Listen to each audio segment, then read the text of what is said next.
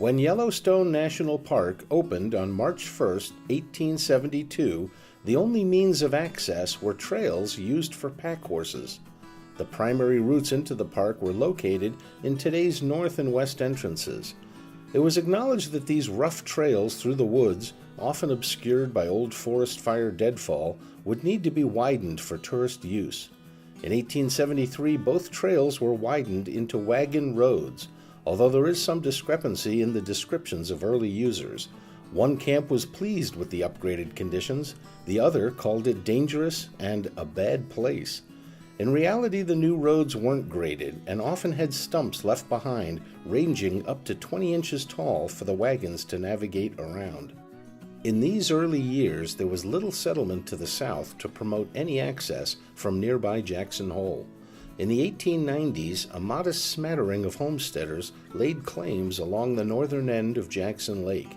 These early residents of Moran catered to tourist traffic accessing Yellowstone from the south, offering meals and overnight accommodations. In 1902, Army engineer Hiram Chittenden focused on repairing what he called the wretched and disgraceful wagon trail. Chittenden removed the tree stumps and graded the trail, with 10 bridges and 40 culverts, creating a passable road. Moran emerged as an economic center in the northern end of Jackson Hole due to its new access to Yellowstone. In 1887, the first mention of a loop road is made by Lieutenant D.C. Kingman, tasked with assessing and proposing upgrades for Yellowstone's trail systems. Kingman's idea was to give tourists access to the most popular areas of the park without having to turn around, and the option of completing the grand or lower loops depending on time and interest. The use of Yellowstone's road system remains much the same today. It would be Hiram Chittenden who would form a multi-year plan to implement much of Kingman's design. When automobiles arrived on the scene, there was early action to block their access to the park.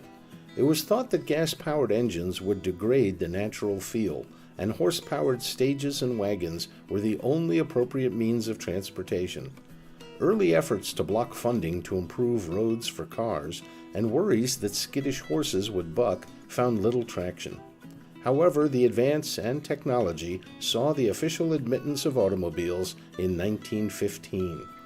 In 1916, visitor numbers would jump to 3,445 automobiles, and improved facilities like telephone lines, hotels, and reinforced concrete bridges appeared on the landscape.